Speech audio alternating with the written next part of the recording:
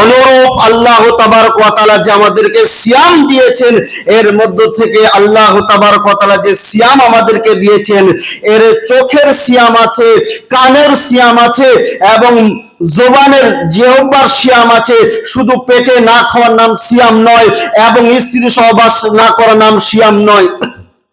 এবার আপনি প্রশ্ন করতে পারেন যে জীবের সিয়াম আবার কি?